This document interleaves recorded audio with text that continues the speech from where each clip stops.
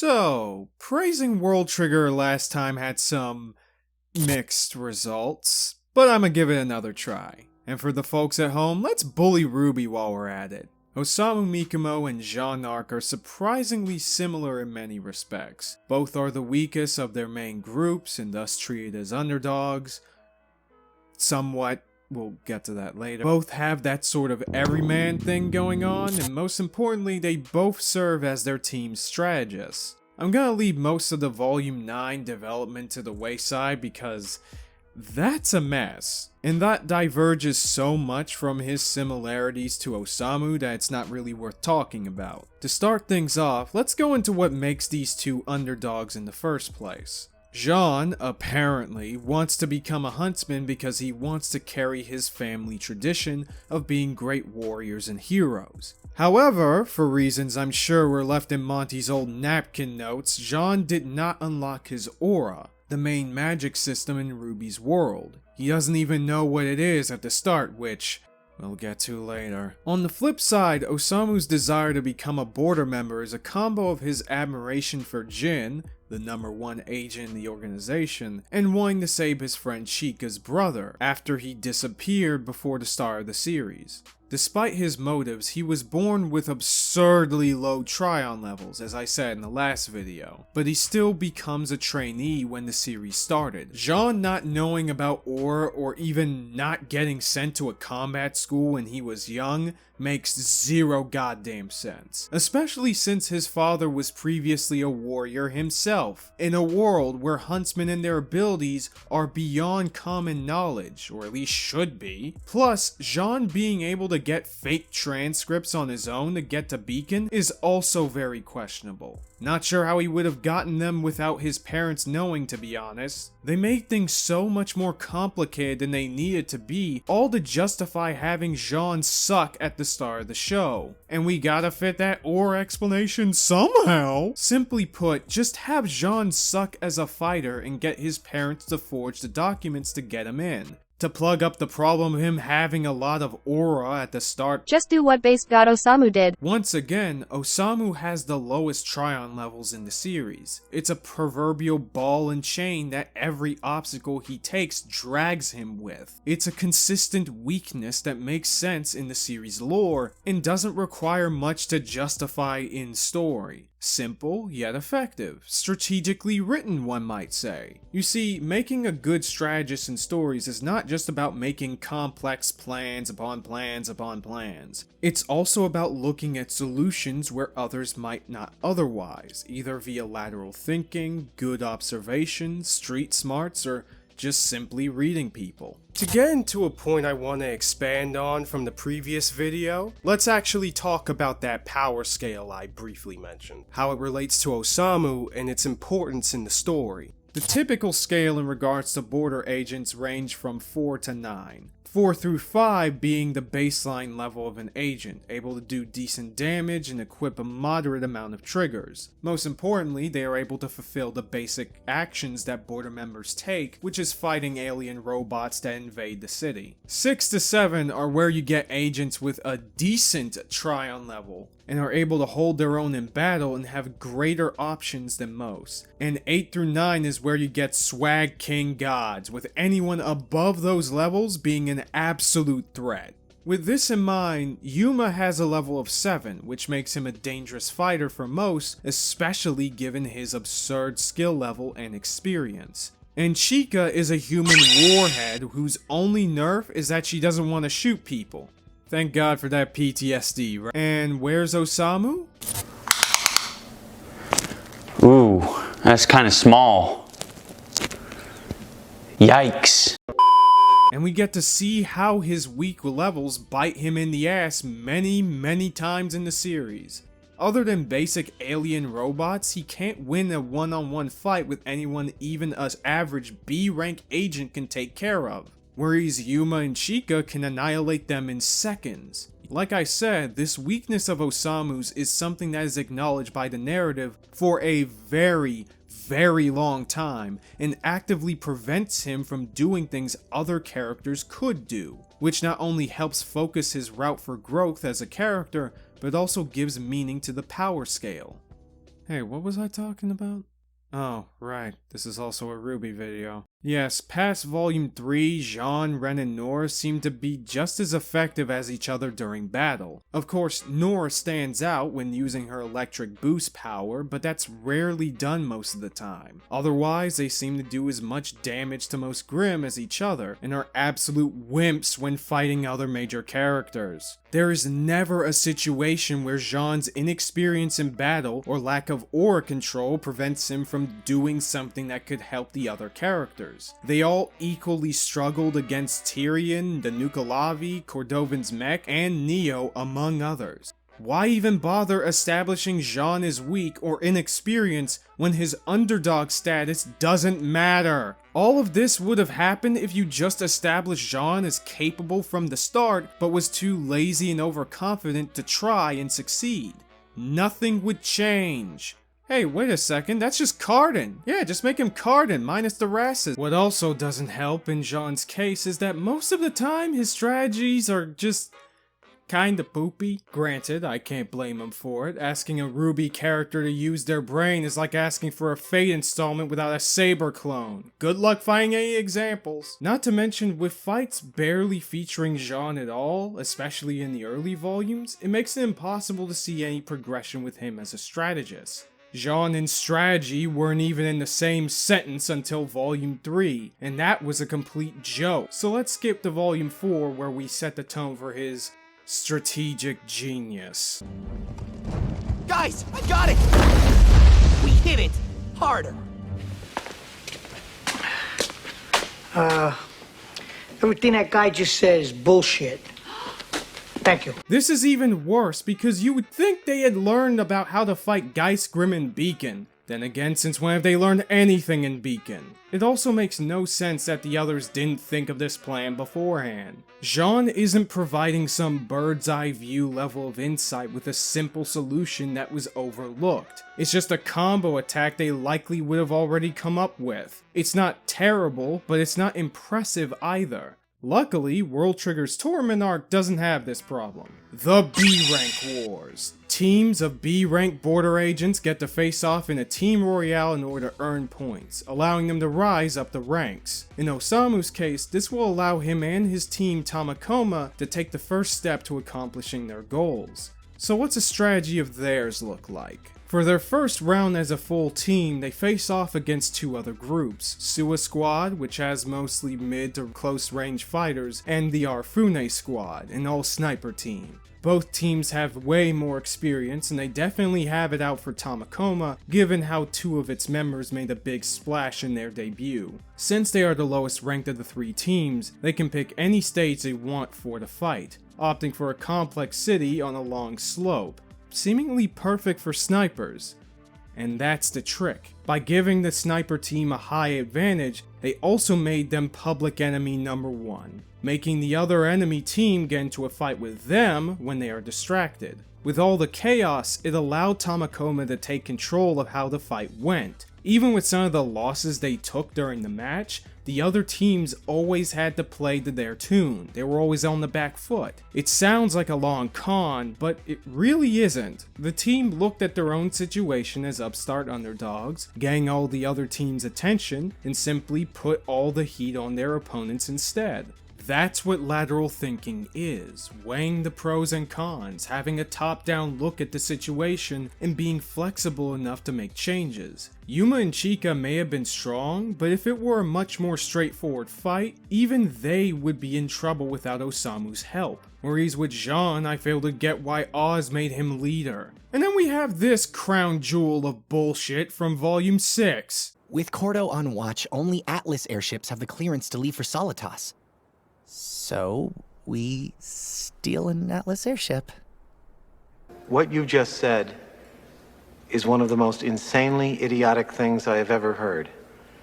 At no point in your rambling, incoherent response were you even close to anything that could be considered a rational thought. Everyone in this room is now dumber for having listened to it. I award you no points, And may God have mercy on your soul. And since people need to be explained why this is a shit plan, let me count the ways here. Why risk making an enemy of the country you're trying to get help from to fight Salem? You hit a single roadblock as a result of this, and you assholes don't even bother negotiating? How trustworthy. And 2, Cordovan literally said in an earlier scene that Weiss would be able to pass. If Miss Schnee has truly come to her senses and wishes to return to her family, then of course the Atlas military will escort her home. But the kingdom will not be responsible for her friends of questionable character.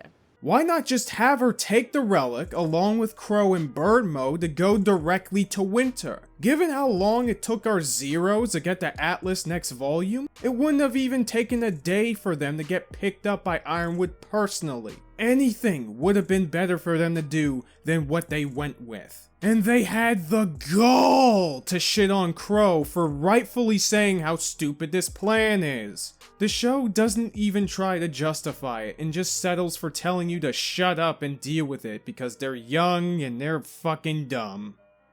How strategic. It's even worse because Jaune didn't have much of a plan beyond breaking the law and potentially making the situation worse. Especially for his 2 sisters, by the way. Leaving room for RWBY to enable this shitty behavior. This runs counter to Jaune's development and the themes of the story. In Volume 6 specifically, the team took a whopping shit on Ozpin for keeping secrets and doing his own thing without consulting them first. Damn the consequences. And now, here they are, doing something almost as morally bankrupt for even lesser reasons, just because they want things exactly their way.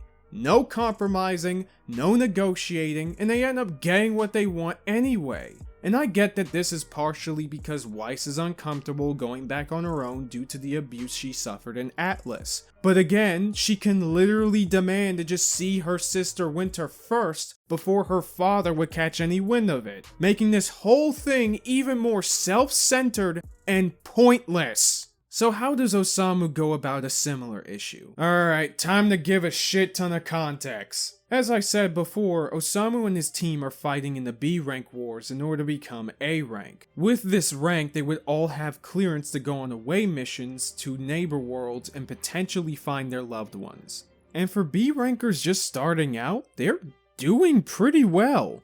But eventually they hit a wall. Their strategies are still inherently dependent on Yuma as their ace to gain points during their fights. In fact, it's because of Yuma slowly dying that they can't afford to just wait a couple of years to get strong enough to become A rank. So, his mentor Jin suggested putting a neighbor on their team, an enemy they captured during the invasion arc. Of course, Border's higher-ups, barring 2, aren't going to like that prospect since they're largely anti-neighbor. So, Osamu has to negotiate with them, asking them to allow the neighbor to become an agent and to act as their second ace on their team. After laying out their case, the director of Border, Kido, asks if the neighbor would be willing to disclose information about his home world. Out of loyalty, he refuses to share his nation's secrets. The big heads continue to scoff, saying that these terms would benefit only Team Tamakoma instead of Border as a whole. Rindo, chief of Tamakoma, seems to be in agreement with them. He states that they have to play hopscotch in other worlds to resupply on their way to the world the neighbor is from. Bringing him in would raise the chances of surprises, but Osamu has a surprise of his own, positing that while the neighbor can't share his own nation's secrets,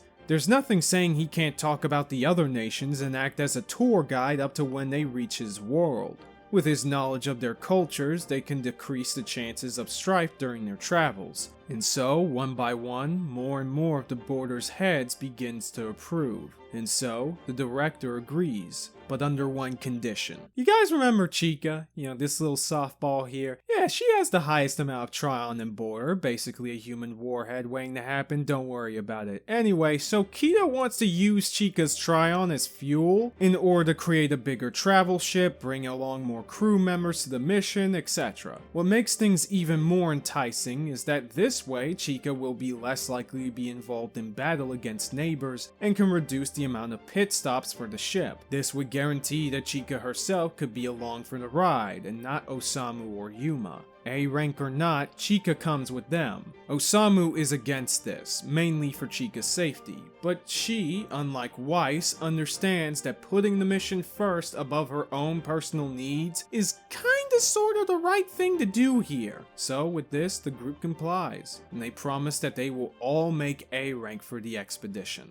This is a great showcase of Osamu's tactical prowess outside of battle. It's even more impressive when you consider that he came up with this plan in a single night, even going as far as to ask Rindo, his benefactor, to disagree during the negotiation just to make his arguments more credible. He took all of his previous interactions with the directors into account and made a strong case for himself so that both sides got what they wanted. And he wanted what he got. The only curveball is Chika's inclusion, but this gives them further motivation as a team to get better. And more than that, this agreement can have many more consequences as the series goes on. God willing, of course. But those consequences will not be out of complete short-sightedness. There are other comparisons I can make between the two right now, but I think we have a clear winner here. Osamu is the better underdog and tactician. The scene I mentioned before is so good because there were many points in the series beforehand that forced him to reevaluate his thinking, to pick up on the details more, to create the best outcome possible. It takes him far less time to come up with good ideas and solutions compared to how he was in the beginning. In short, Osamu grew into the role of a leader, and it's not like the other members don't add input into the discussions. Yuma especially does because he has way more practical battle experience and can understand enemy fighting styles pretty well. However, since he is the team's ace, he doesn't have the room to lead a squad or come up with strategies before and during battle like Osamu, who has way more incentive to hang back until the time is right.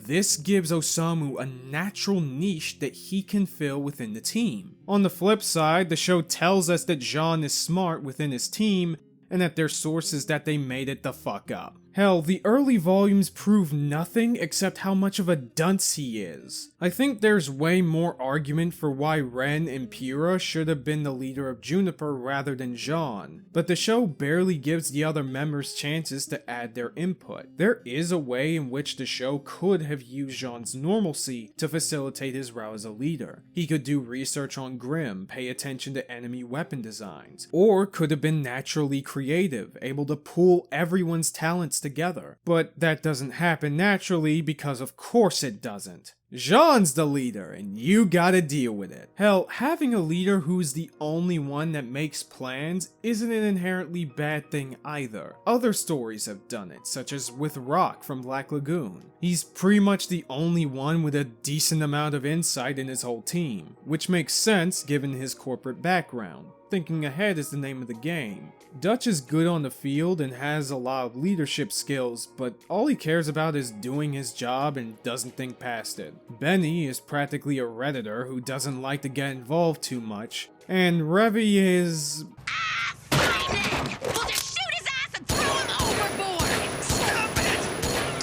RWBY. The point is, that can work if you can show that the strategist is, actually smart. Jaune, not so much. And that's the bitch of it, isn't it? To write a strategist well, the writers themselves have to think strategically. Not like super geniuses, of course, but definitely aware enough of the chessboard that is their work. How smart are the characters? What insights or abilities are added to the pile? What are some blind spots? Osamu's humble beginnings are more sensible, which makes things easier to write around. His battle tactics are imperfect, but practical given the circumstances. And most importantly, his actions outside of combat don't make me want to jump out a window. A tactical character needs to be written as smart as the writers. If Jaune is any indication, his writing is anything but smart. Not to say that he never has his wins or good doses of brilliance here and there.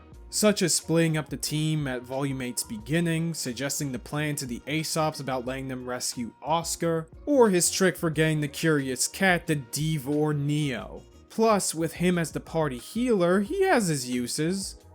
When the show feels like it anyway. But it rarely feels rewarding because we went a long stretch with him not playing at all or thinking like a Blue Eyes player. It's inconsistent and often feels like the show is telling you that Jaune is smart rather than showing you. Osamu doesn't have this problem. He consistently gives his input the best way he can, allows other characters to chime in with their particular talents, and furthers the story through his actions and his flaws. Not all of his plans work either, and very few of them aren't without consequences, but they are never mindless or completely inconsiderate, never baseless in reality, and never neglects to compromise.